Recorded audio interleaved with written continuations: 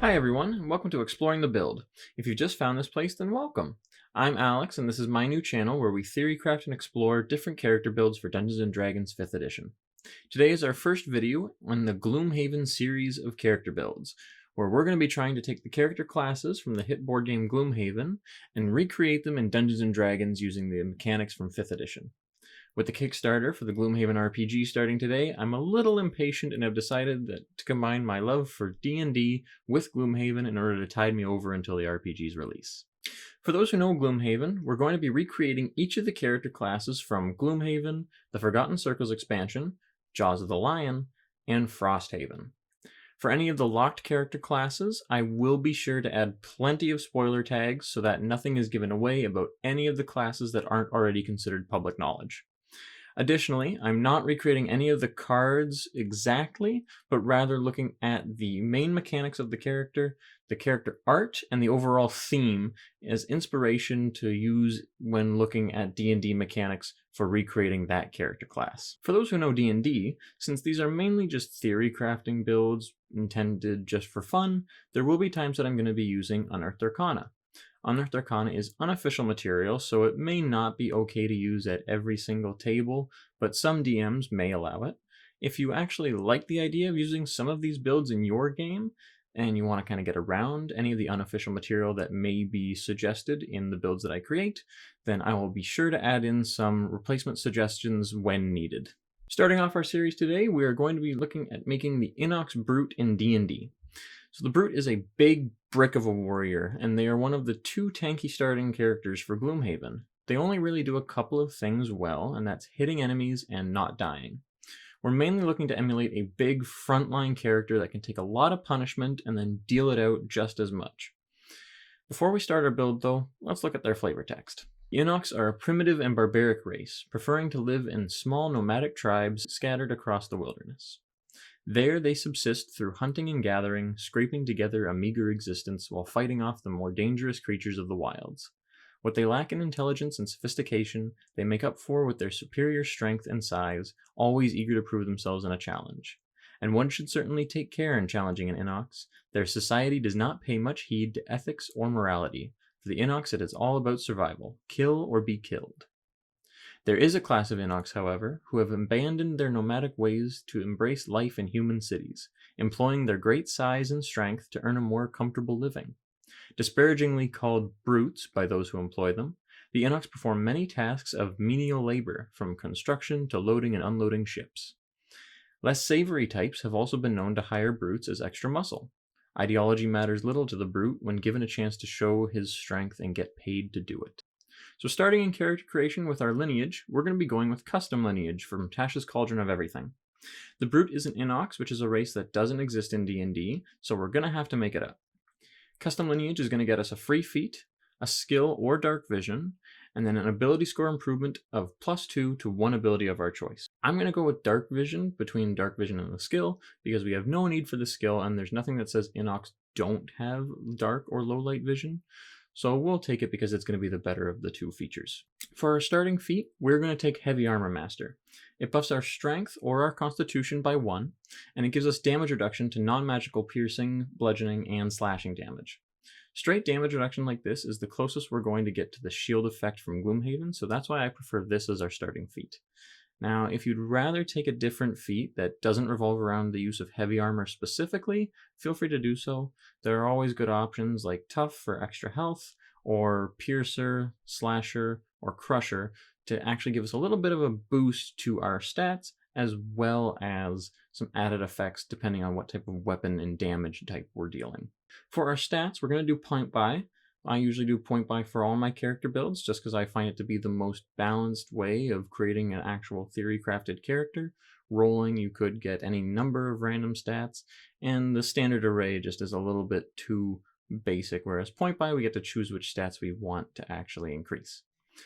So we'll go ahead and put our +2 from custom lineage into our constitution, and then the +1 from heavy armor master into our strength.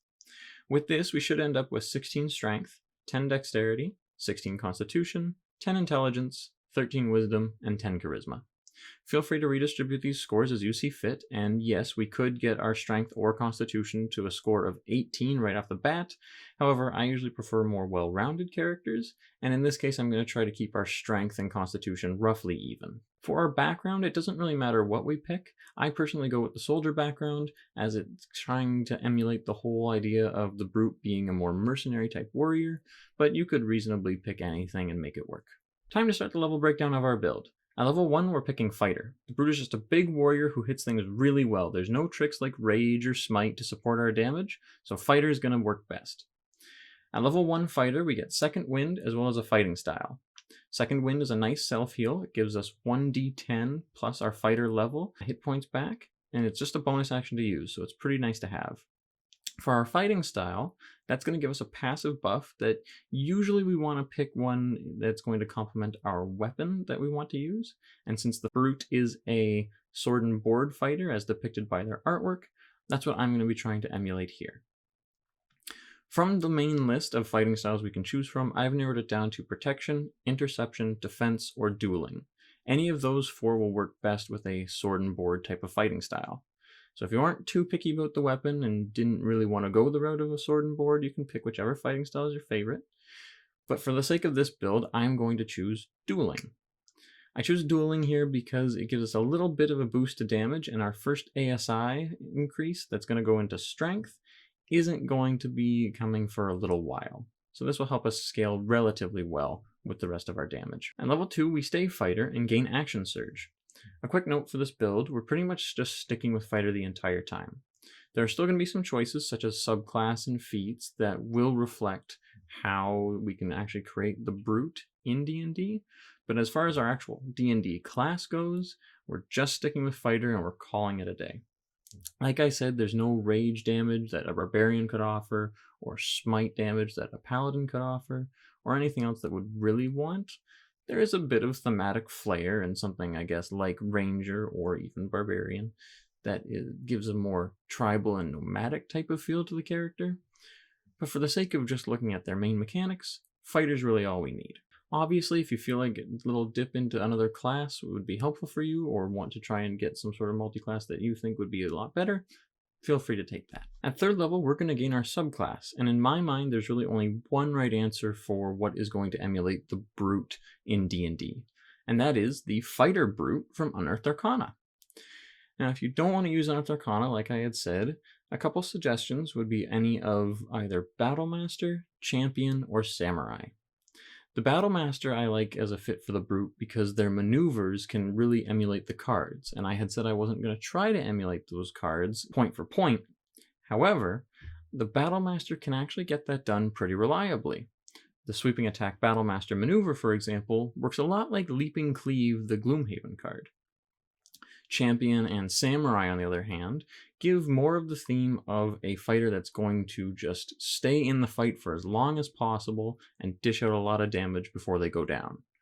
The Champion is a little bit more generic than I would like, and the Samurai has the elegant courtier ability that makes them a bit more of a face type of character, or at least they can perform relatively well in those situations, and that doesn't really fit the Brute too well in my opinion, so I'm not going to go with either of those. But if you like to choose those instead, feel free. For us though, I'm going to assume that the Brute subclass from Unearthed Arcana is going to work for our Brute character in D&D. Now this means that at level 3 we're going to get the feature Brute Force. Brute Force is very simple but pretty powerful. It just says that all of our weapon attacks deal an extra d4 of damage, and that damage is going to increase as we level up.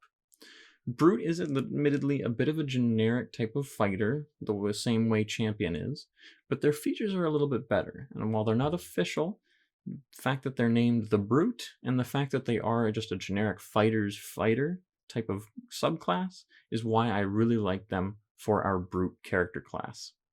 At level 4 we gain our first ASI/feat, and we're going to go with a feat.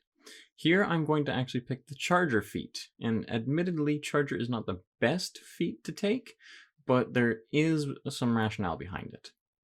The Brute has a lot of move and attack cards that specifically deal with either moving through enemies and then attacking those enemies, or dealing damage to an enemy based on how far you moved. And this is kind of the closest thing to an actual mechanic that the Brute builds around, given that they have a couple different cards that do that type of thing. There aren't many ways to recreate that in D&D, and Charger isn't mechanically one of the best feats, but it is the best for recreating that feature. What Charger allows us to do is it allows us to, after taking the dash action and moving directly in a straight line towards an enemy with that dash action, we can make an attack as a bonus action. That attack, if we then hit, can either deal +5 damage if we choose to do damage, or we can use it to push an enemy up to 10 feet away. So while it's not a stellar choice, it does thematically give us a push effect in the 10-foot shove on choosing to shove. And it does give us pseudo-replication of the damage we would want to deal for a number of spaces moved with the +5 damage. Admittedly, that's not great, and this feat will fall off in its use at higher levels, but since we're taking it first and at a relatively low level, it's still a nice bonus and will help in some very niche opportunities when there's an enemy really far away that we just want to get to and get in their face and just be a huge problem for them. At Fighter 5, we're going to gain extra attack, and we're now able to swing twice. Awesome. At level 6, we're going to gain another ASI/feat, since that's what fighters are best at. And here I'm probably going to take an ASI to buff our strength by 2. That way we won't be too far behind in our scaling. However, there are some other good options for feats. If you wanted, you could go with Tough, as I've already mentioned, because it gives us extra health, or any of those damage type feats in Piercer, Crusher, or Slasher. Depending on what type of weapon we're using, they can be great for emulating some of the conditions in Gloomhaven. Slasher can reduce a creature's speed by 10 feet, which is similar to the Immobilize effect. Sentinel would admittedly be better, but it doesn't give us an ASI, so it's a bit of a toss-up. Bludgeoner allows us to get an extra push effect that's just passive. It's just when we hit a creature and deal bludgeoning damage, we can do a push of 5 feet on that creature. It's pretty simple, but it can be pretty effective sometimes. And then finally there's Piercer, which lets us reroll damage once per turn when we hit and deal piercing damage. Ironically, that doesn't actually mimic the piercing effect in Gloomhaven, but instead feels a bit more like the strengthened condition, as you're just rerolling damage instead of actually breaking through damage reduction. But nothing's going to be 1 for 1, so we'll take it anyways. Like I said though, I'm going to take the +2 into strength, but if any of those feats or anything else looks better to you, then feel free to take that instead. Level 7 is going to give us our next ability from our Brute Fighter subclass, and that is Brutish Durability. Brutish Durability says that every time we make a saving throw, we get to roll a d6 and add the number rolled to the saving throw, including death saves. This is a very potent effect, especially given that on death saves specifically, we have an additional feature that if we roll the d6 and the d20 and combined, that number puts us over 20, we get the effects of rolling a natural 20 on the death save, which means we get up with 1 hit point. This is a very potent feature, and again, it's technically unofficial material, but for us, it really gives us that hard to kill theme. It allows us to tank a bit more damage, hopefully, from AoE effects. It allows us to, hopefully, shrug off any mind control or manipulation type effects to take us out of a fight. And then also, even if we do go down and can't get to healing or our healer is preoccupied elsewhere, we can more reliably get ourselves up and back into the fight for the next round. Or at least get ourselves back into the fight just to make the enemy have to put us down again and waste their action instead of going for someone else. Although it's not necessarily the greatest feature all the time, and I'll eventually get to talk about why, it is nice at making us pretty hard to kill, which is exactly what we want right now. At level 8, we're back for another ASI/feat. Here I'm going to take Tough to double down on the whole hard to kill aspect. We're immediately going to get 16 extra hit points, and then we're also going to, whenever we level up, gain an additional 2 hit points on top of whatever we would normally get. I don't really know how you gain hit points, whether that's rolling or through taking average, but no matter what, 2 extra hit points on top of whatever we would normally gain is just a straight up benefit. At level 9, we gain the fighter feature Indomitable.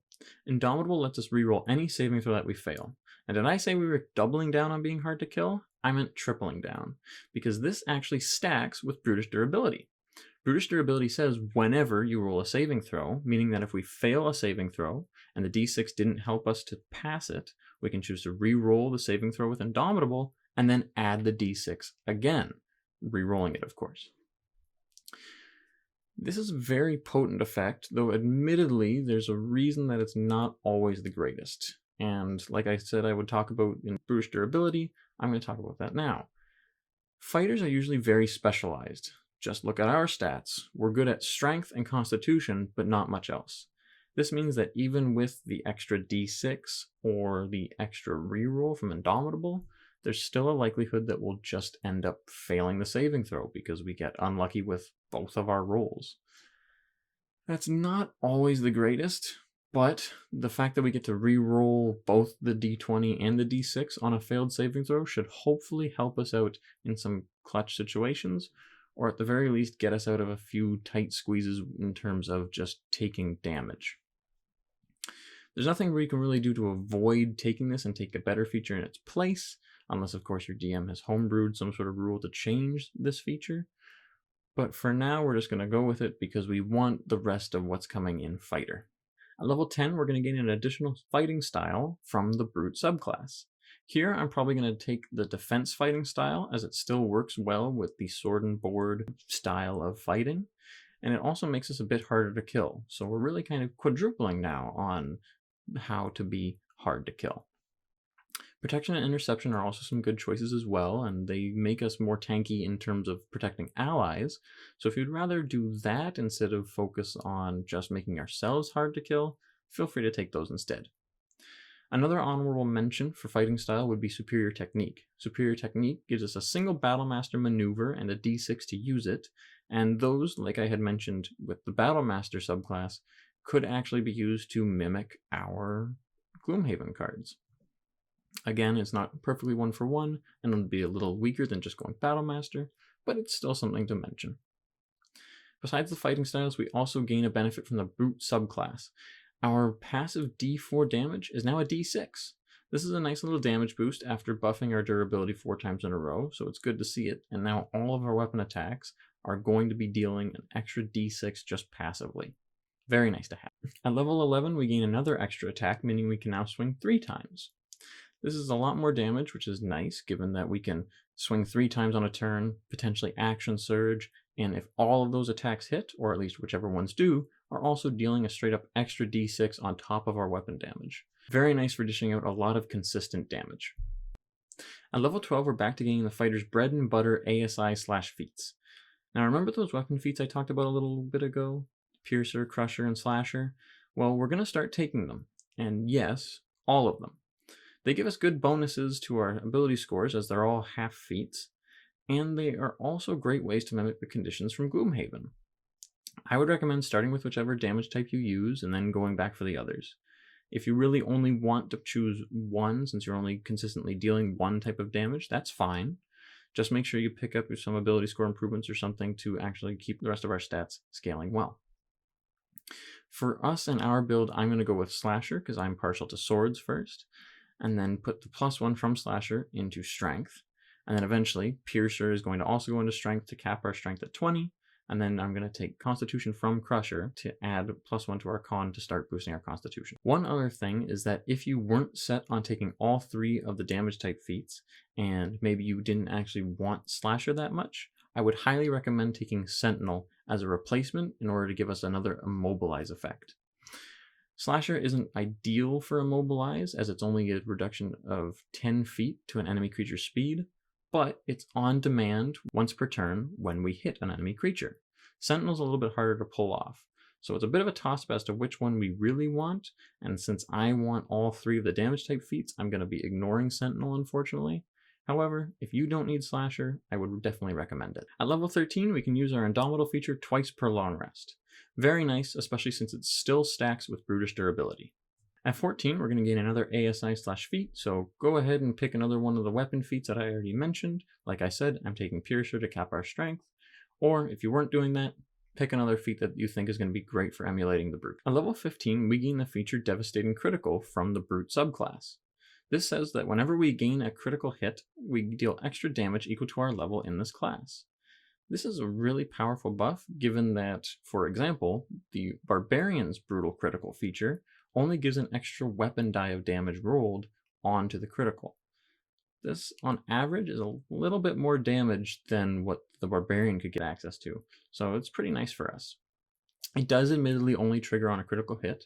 However, the reason we're okay with that is because our damage type feats, Slasher and Piercer, and eventually Crusher, will also gain features on critical hits. We don't have a real way to fish for crits in combat, but when they show up for us, they're going to be very potent. At level 16, we're back for another ASI/feat, and here I take Crusher to finish off my collection of weapon damage types. Our bonus damage D6 from the Brute subclass is also going to become a D8, which if you're already using a weapon like a longsword, rapier, warhammer, etc., now means that every attack is equivalent to a regular character's critical hit for you.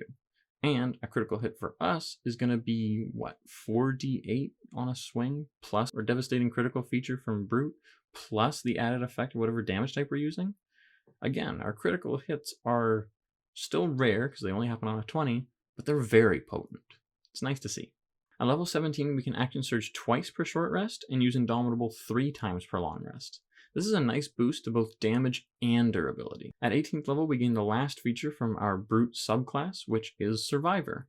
Survivor works the exact same way that the Champions feature called Survivor works, where if we're below half health, we just regen 5 plus our Constitution modifier in hit points at the start of our turn. Now, the Brute never really had access to the regenerate condition in base Gloomhaven. However, it did show up in Forgotten Circles, and now here it is in D&D.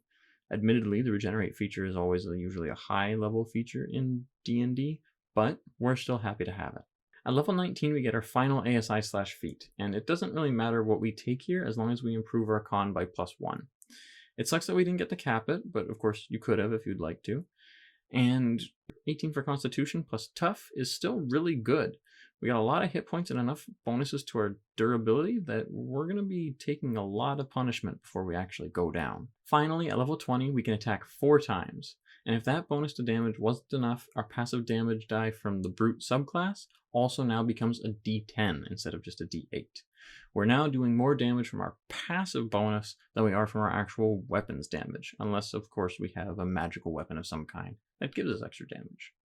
Either way, we're definitely a damage dealer, and we're very happy to have both of these features.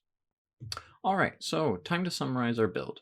Our Brute has a very high durability with an average of 258 hit points, plus a passive buff to saving throws, plus ways to re-roll those saving throws if we fail, and a little bit of damage reduction if we get hit with non-magical weapons. Our Brute's also very good at hitting things till they stop moving, with 4 attacks, each one dealing 1d8 plus a d10 plus 7 or 17 on average. You throw an action surge for a little extra damage, at least on one key turn, and that's going to add up to a lot of punishment. We're also obviously mimicking as many Gloomhaven abilities as possible, especially specific abilities that the Brute actually has access to in Gloomhaven, such as Push, Immobilize, or our Pierce/Strengthen sort of idea from the Piercer feat. And now obviously it's not a complete one-to-one recreation, but overall I feel that this is a pretty close recreation to the Brute's character class. Of course, there could be variation depending on if you used Unearthed Arcana or not, but it would hopefully still look and feel like a Inox Brute. Let me know what you thought of the build or what you would change to get closer to the theme of the Gloomhaven character class. And thank you for joining me on the journey, and I will hope to see you in the next one.